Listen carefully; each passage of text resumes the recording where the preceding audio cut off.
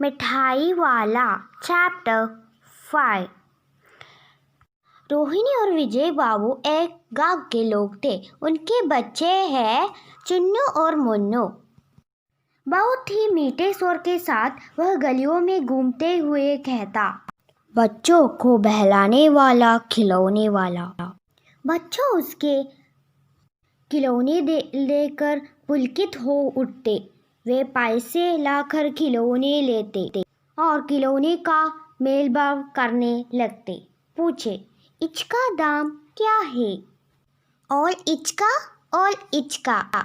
खिलौने वाला बच्चों को देखता और उनकी नन्ही नन्ही उंगलियों से पैसे ले लेता और बच्चों का इच्छा अनुसार उन्हें खिलौने दे देता। राय विजय बहादुर के बच्चे भी एक दिन खिलौने लेकर घर आए। वे 2 बच्चे थे, चुन्नू और मुन्नू। चुन्नू जब खिलौने ले आया तो बोला, मेला डोला केचा चुंदल है। मुन्नू बोला, और देखो मेला केचा चुंदल है। दोनों अपने हाथी घोड़े लेकर घर भर में उछलने लगे।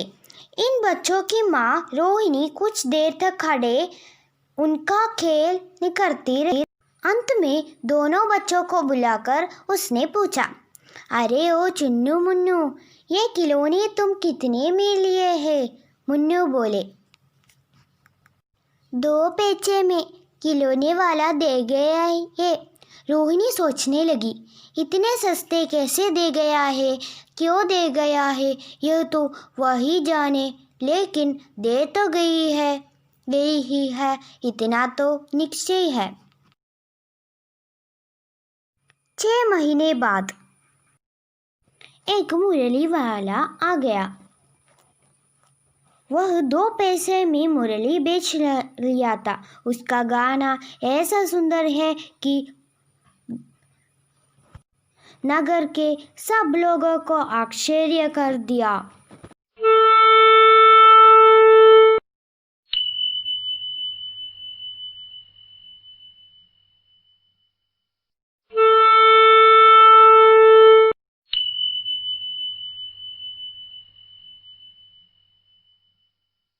मुरली वाले के आने का समाचार फैल गया नगर भर। लोगों कहने लगे, भाई वाह, मुरली बजाने में वो एक ही उस्ताद है।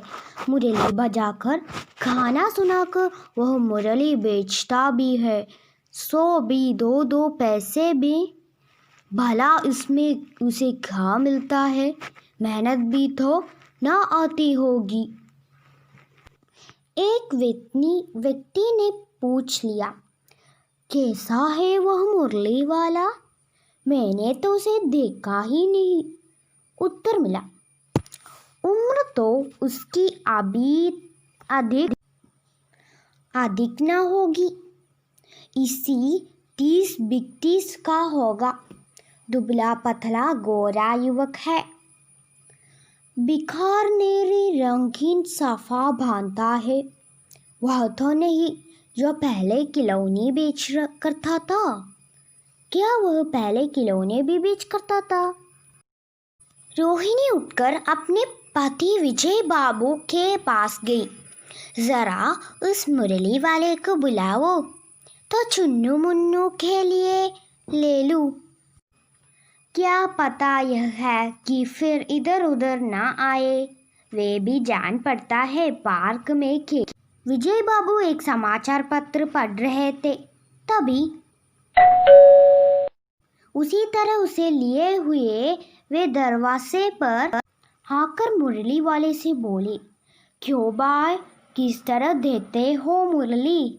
किसी की टोपी गली में गिर पड़ी, किसी की जूता पार्क में ही छूट गया और किसी की सोतनी पाजामा की ढीली होकर लटक हुई आई है। इस तरह दौड़ते हफ्ते हुए बच्चों का झुंड आ पहुंचा।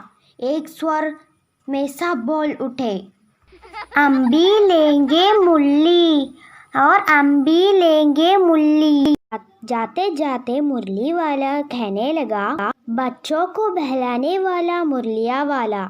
8 मास बाद सर्दी के दिन थे। रोहिणी स्नान करके मकान की छत पर चढ़कर आजानु लंबित केश राक्षी सुखा रही थी।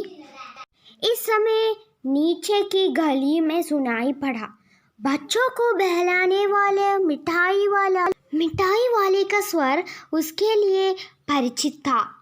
झट से रोहिणी नीचे उतर।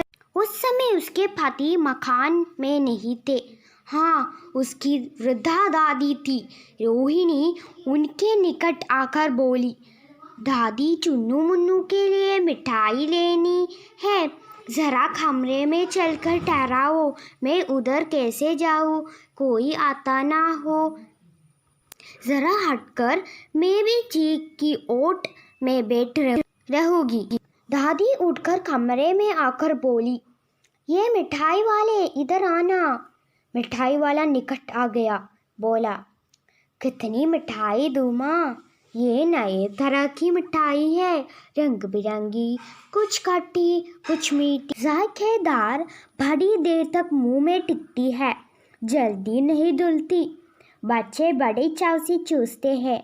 इन गुणों के सिवा ये खांसी भी दूर करती है। कितनी दूं? चपटी गोल पहलदार गोलियां है, पैसे की 16 देता हूँ। धीमा बोले, जब इतना बताया है तब और भी बता दो। मैं बहुत उत्सुक हूँ, तुम्हारा हर्जा ना होगा। मिठाई में और भी ले लूँगी। अतिशय गंभीरता के साथ मिठाई वाले ने कहा, मैं भी अपने नगर का एक प्रतिष्ठित आदमी थी। मकान, व्यवसाय, घड़ी, घोड़े, नौकर चाकर सभी कुछ था। स्त्री थी, छोटे छोटे 2 बच्चे भी थे। मेरा वह सोने का संसार था। बच्चे ऐसे सुंदर थे जैसे सोने के सजीव खिलौने। स्त्री सुंदर थी, मेरी प्राण थी। बच्चों की अटखेलियों के मारे घरे में कोलाहल मचा रहता था। समय की गति, विधाता की लीला, अब कोई नहीं है। दादी प्राण निकले नहीं निकले, इसलिए अपने उन बच्चों की खोज में निकाला हूँ। वे सब अंत में होगी तो यही कहीं, आखिर कहीं ना जन्मे ही होगे। इस तरह रहता गुल गुल कर मरता, इस तरह सुख संतोष के साथ मरूंगा। इस तरह के जीवन में कभी कभी अपने उन बच्चों की सी मिल जाती है। ऐसा जान पड़ता है जैसे वे इन्हीं से उछल उछल कर हंस खेल रहे हैं। वैसे भी कमी थोड़ी ही, आपकी दया से पैसा तो काफ़ी है, जो नहीं है इस तरह उसी की। रोहिणी ने अब मिठाई वाले की ओर देखा। उसकी आंखों आंसू से थर। इसी समय चुन्नू मुन्नू आ गए। रोहिणी से लिपट कर उसका आंचल पकड़कर बोले, अम्मा मिठाई मुझसे लो। यह कहकर तत्काल कागज की 2 पुड़िया मिठाई से भरी मिठाई वाले ने चुन्नू मुन्नू को दे दी। रोहिणी ने भीतर से पैसा फेंक दिए। मिठाई वाले ने पेटी उठाई और कहा, अब इस बार ये पैसा ना लूँगा। दादी बोली, अरे अरे, ना, अपने पैसे लिया जा भाई। तब तक फिर सुनाई पड़ा उसकी प्रकार मादक मृदुल स्वर में कहा, बच्चों को बहलाने वाला मिठाई वाला। If you like this video, please like, share and subscribe to my channel. Thanks for watching my video. Bye.